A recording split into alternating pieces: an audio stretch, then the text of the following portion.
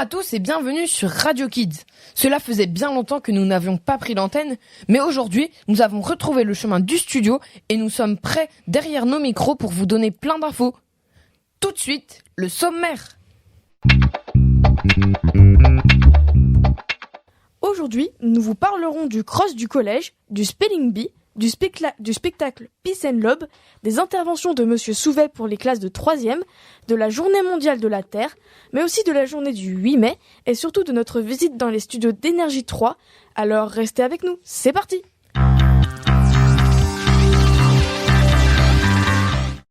Et on commence tout de suite avec le cross du collège. Comme vous le savez peut-être, chaque année a lieu le cross du collège pour tous les élèves de 6e et de 5e. Celui-ci a eu lieu le vendredi 19 avril, juste avant les vacances, dans le parc derrière le collège.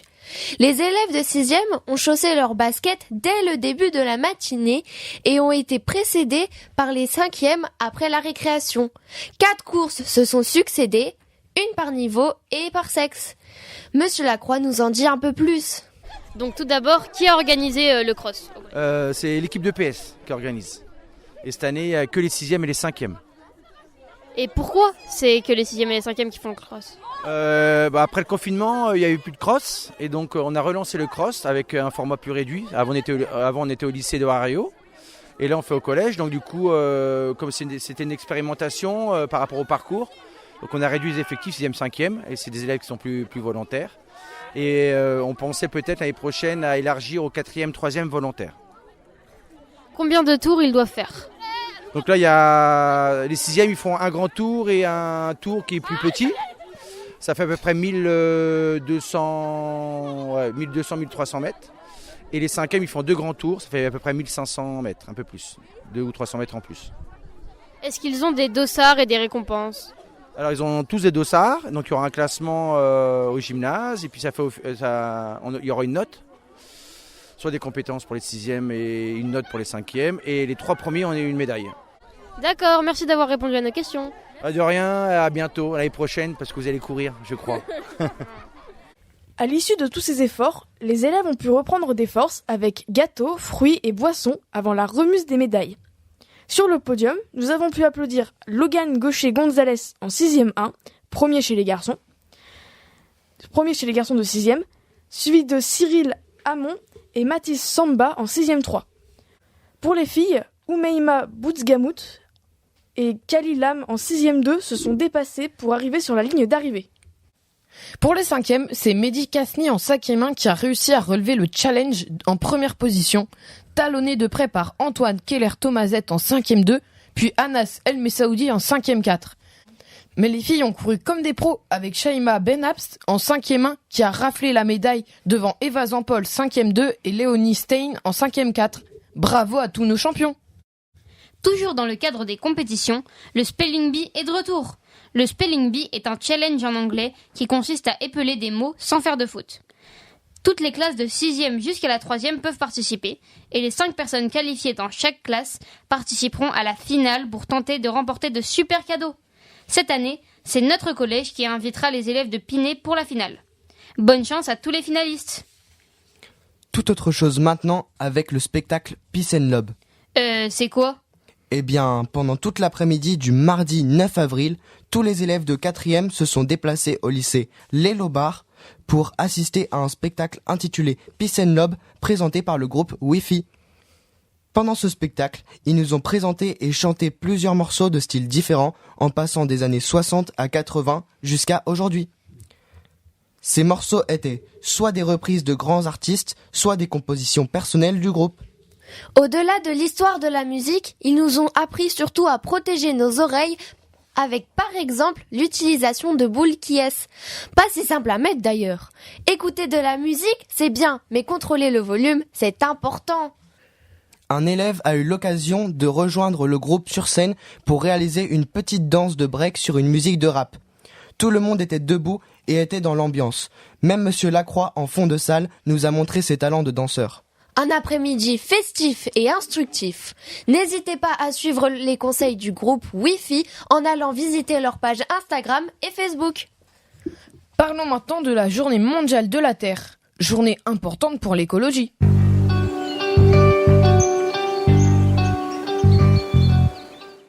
La première fois qu'une journée a été consacrée à ce thème, c'était le 22 avril 1970 aux États-Unis.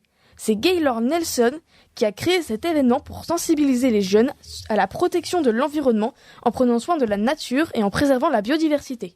Aujourd'hui, plus d'1 milliard de personnes dans 193 pays passent à l'action chaque année dans le cadre du Jour de la Terre. Au fil des ans, le Jour de la Terre est devenu le mouvement participatif en environnement le plus important de la planète.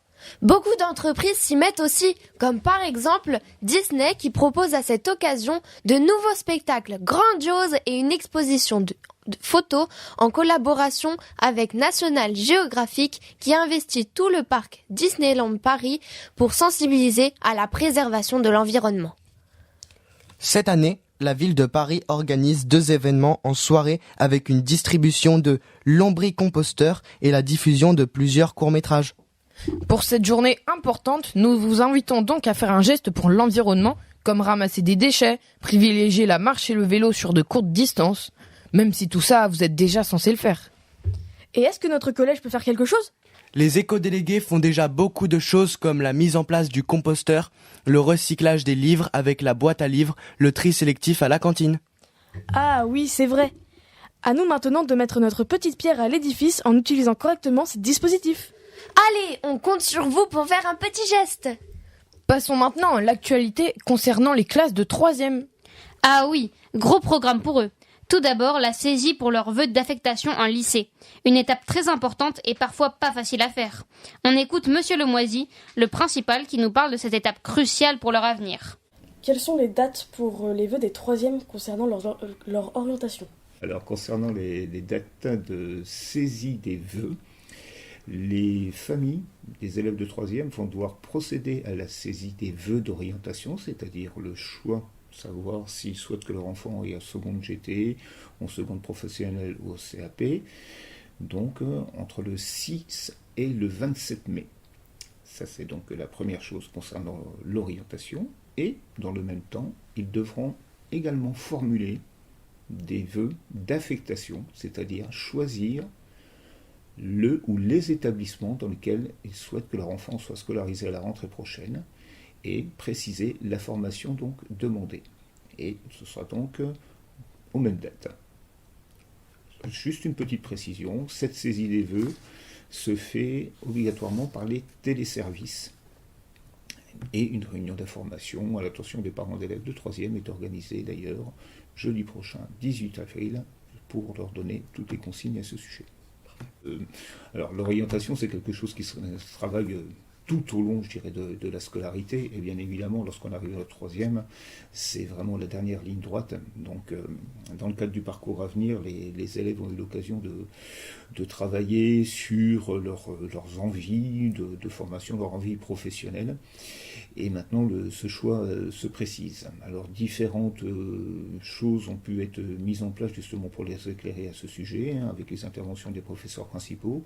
Mais cette année, pour la première fois, il y a donc eu un forum Explore, c'est-à-dire un forum départemental, donc dédié à l'orientation, qui s'est donc organisé au Centre des Congrès de l'Aube.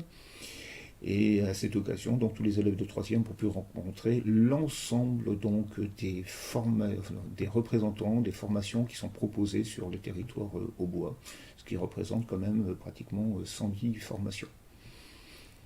Certains élèves ont-ils des difficultés à faire leur choix ? Oui. Malheureusement, effectivement, c'est effectivement compliqué lorsqu'on arrive à 3e de pouvoir se projeter sur des choix parfois bien précis. Donc on a depuis maintenant quelques années, pour aider les élèves dans la construction de leurs projets, on leur facilite la tâche en leur permettant d'effectuer des stages d'immersion au sein de lycées professionnels ou lycées technologiques. C'est-à-dire que c'est sur la base du volontariat, les élèves peuvent aller découvrir lors d'une demi-journée donc une formation, par exemple commerce à Marie de Champagne, d'hôtellerie-restauration à Herriot, mais également comme la filière STL, donc sciences et techniques de laboratoire au Lombard. L'objectif en fait d'aller vers ce type de stage d'immersion, c'est déjà, si on a une petite idée, c'est de se conforter dans son choix et A contrario, on peut avoir des élèves qui, au départ, se disent qu'ils peuvent être intéressés, je ne sais pas, par la mécanique, et après leur stage d'immersion, se rendent compte que finalement, c'est un univers qui ne leur correspond absolument pas. Donc, voilà, ça fait partie de cette taux-là. Mais on a encore, effectivement, des élèves qui sont vraiment très hésitants par rapport à ça, ce qui peut, effectivement, compliquer donc la phase d'orientation en cette fin d'année scolaire. Alors respectez bien les dates pour vos inscriptions. Monsieur Lemoisy nous a également parlé des interventions de Monsieur Souvet pour toutes les classes de 3e avec pour thème de travail les lois, les droits, les devoirs et la citoyenneté. On l'écoute. Pourquoi intervenir dans les classes de 3e ? Alors Monsieur Souvet, pour préciser, donc, qui est donc policier, la police nationale, donc intervient dans le cadre des actions du CESCE, c'est-à-dire le Comité d'éducation à la santé, à la citoyenneté et à l'environnement. L'objectif, en fait, de ces différentes actions qui sont menées au sein du CESCE, c'est donc de permettre donc d'offrir aux élèves une approche un petit peu différente des thèmes qui sont travaillés tout au long de la scolarité, en faisant intervenir des intervenants extérieurs. Là, en l'occurrence, M. Souvet va intervenir sur une thématique bien particulière qui est celle de loi et responsabilité. Alors, pourquoi sur le niveau 3e ? Le niveau 3e, c'est parce qu'on considère peut-être qu'effectivement, on a des élèves qui ont 15 ans, qui sont maintenant, qui bientôt auront droit de vote, 18 ans, et puis aussi qui, d'un point de vue au niveau, on peut même parler pénal, peuvent effectivement engager aussi leurs responsabilités. Mais on n'est pas simplement sur on n'est pas sur une mise en garde. En fait, l'objectif de cette intervention, ça va être de faire réfléchir les élèves de 3e sur des thèmes qui peuvent leur paraître importants. Chacun, effectivement, peut être sensible à certains thèmes. Alors, bien évidemment, on a tous entendu parler du harcèlement, c'est des choses qui peuvent être évoquées, mais on a aussi, pour certains élèves, des questionnements par rapport à la famille. Ça peut être aussi les situations lorsque, par exemple, les parents sont séparés, les droits des enfants. Vous voyez, c'est ce genre de choses. Donc c'est très très large, en fait. Et ce qui importe, c'est-à-dire qu'en début de séance, il y a une réflexion pour savoir un petit peu quelles sont les questions qui peuvent leur venir à l'esprit. On va parler de respect, on va parler de tolérance. Et puis, donc, M. Souvet, c'est aussi toujours le pendant en faisant référence à la loi, puisque c'est des lois qui régissent effectivement donc la vie en société. Il y a des choses qu'on peut se permettre de dire, d'autres non, les risques qui peuvent être encourus, et puis surtout les aides aussi, parce que la police n'est pas là que pour réprimer, c'est-à-dire qu'il y a aussi des aides, savoir vers qui se tourner lorsqu'il y a ces difficultés, et quels peuvent être les interlocuteurs présents pour accompagner chacun dans ces difficultés qui peuvent leur être propres. En quoi est-ce important de connaître les devoirs et droits en tant qu'élève ? C'est pas simplement en tant qu'élève, je crois que de toute façon, un élève, c'est un futur citoyen à part entière. Donc il est important pour tout citoyen de connaître ses droits et ses devoirs. Ça régit simplement le fonctionnement de la vie en société. Donc à partir de là, effectivement, c'est un apprentissage. Il y a l'adage, nul n'est censé ignorer la loi, oui, mais la loi est complexe, donc il est important qu'effectivement on puisse apporter des éclairages à ce niveau-là. Et puis, on peut avoir effectivement des pratiques qui font que par moment, l'usage va faire qu'on considère qu'on peut se permettre de faire telle ou telle chose. Je pense par exemple sur le droit à l'image, avec notamment sur les usages au niveau des réseaux sociaux. Il y a des droits à l'image. En fait, on ne peut pas tout se permettre.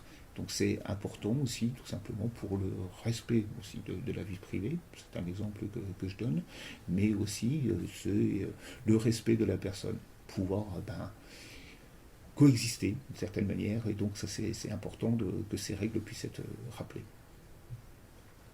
Très bien, merci beaucoup. Merci à vous. Toujours pour les 3e, dans le cadre de la préparation au brevet, des séances de sophrologie vous sont proposées dès la semaine du 3 juin afin de gérer le stress, apprendre des méthodes de relaxation et de concentration et favoriser la mémorisation. Ces séances seront animées par une sophrologue professionnelle sur le temps de midi pour un tarif de 5 €. 4 € pour les élèves cotisant au FSE. Si vous êtes intéressé, vous devez vous inscrire au plus vite avant le 14 mai en rendant le coupon réponse qui vous a été distribué au CDI. Si vous souhaitez plus d'informations, n'hésitez pas à venir voir Madame Hébert. Ils auront d'ailleurs tout le temps d'y réfléchir demain, puisque nous n'avons pas cours. Ah bon? Bah oui, demain c'est le 8 mai et c'est férié. D'ailleurs, tu sais pourquoi c'est férié? Non.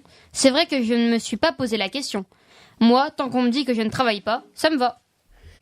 Eh bien, c'est dommage, car ce n'est pas férié pour rien. Le 8 mai 1945, c'est le jour où l'amiral Hans-Georg von Freyburg et le maréchal Keitel ont signé l'armistice qui a mis fin au Troisième Reich et donc à la Seconde Guerre mondiale en Europe. En France, cette date est un jour férié et est appelée par les anglophones le Victory in Europe Day ou VE Day pour le jour de victoire en Europe. Mais du coup, en Allemagne, c'est férié aussi? Non, le 8 mai n'est férié qu'en France, en République tchèque et en Slovaquie. Pourtant, ce jour de commémoration est tout sauf un jour ordinaire. Le 8 mai fut un jour de libération. Cette formule fut prononcée le 8 mai 1985 par Richard von Weizsäcker, alors président fédéral d'Allemagne. Cette phrase est entrée dans l'histoire de son pays, transformant une date jusque-là honteuse, celle de la capitulation, en un événement libérateur. Cette année, la République allemande commémorera ce jour de libération. On enchaîne avec un tout autre sujet maintenant, le spectacle du collège.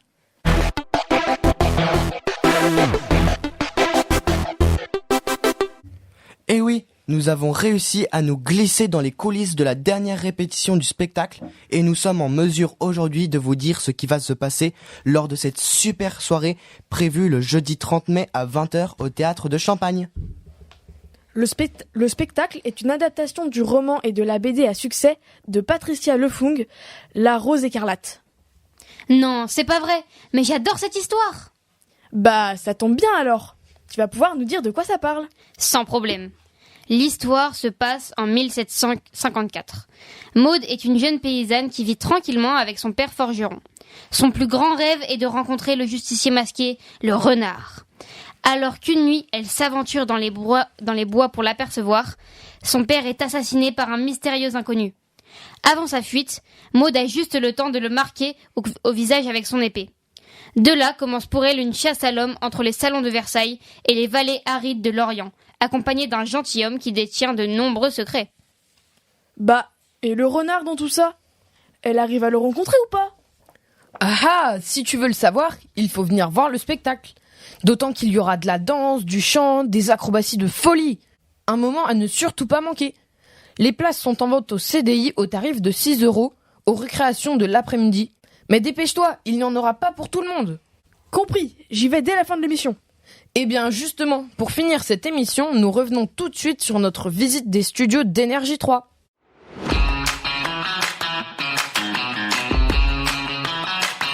Lundi 25 mars, comme nous vous l'avions dit dans notre précédente émission, nous avons rencontré Jonathan Sotas dans les studios Énergie 3. À 19 ans seulement, il alternait déjà entre les études de journalisme et la radio Chérie FM. Monsieur Sotas anime le Flash Info de 6h à 9h sur Énergie 3 toutes les demi-heures. Il passe à l'antenne pendant 2 minutes 50 exactement. Temps durant lequel il nous informe sur la météo, l'actualité nationale et locale. Il ne travaille pas qu'à Énergie 3, puisqu'il écrit aussi souvent des articles pour la rubrique Aube dans le journal Le Parisien. Monsieur Sotas nous confie que le métier de journaliste est très épuisant, puisqu'il passe en moyenne 20 heures par semaine dans les locaux. En général, de 5h à midi. Mais une fois sorti, le travail n'est pas fini, puisqu'il fait également du télétravail pour préparer les infos du lendemain, par exemple. Il peut donc travailler jusqu'à 50 heures par semaine. Il se déplace également pour enregistrer des interviews, mais il lui arrive parfois de faire venir ses interlocuteurs en studio pour être dans un milieu calme et pouvoir ainsi être tranquille, sans bruit parasite. Il passe généralement 1 à 2 heures pour l'écriture de tous ses sujets. Mais est-ce qu'il est seul à son bureau ou il y a d'autres personnes? Non, il n'est pas seul, puisque dans le bâtiment, il y a aussi le bureau de Chérie FM. D'ailleurs, il arrive qu'ils s'échangent quelques sujets.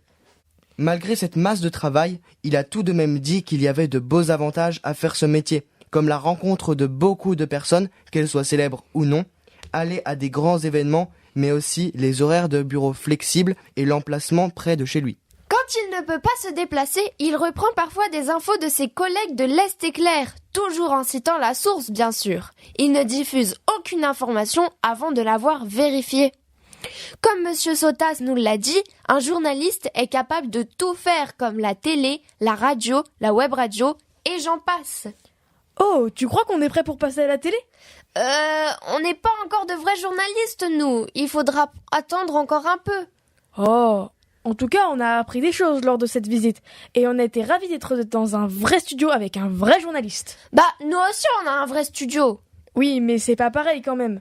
Merci beaucoup à Monsieur Sotas pour son accueil et tout le temps qu'il nous a accordé. Voilà, c'est tout pour aujourd'hui. On vous dit à très bientôt sur Radio Kids. Ciao, ciao.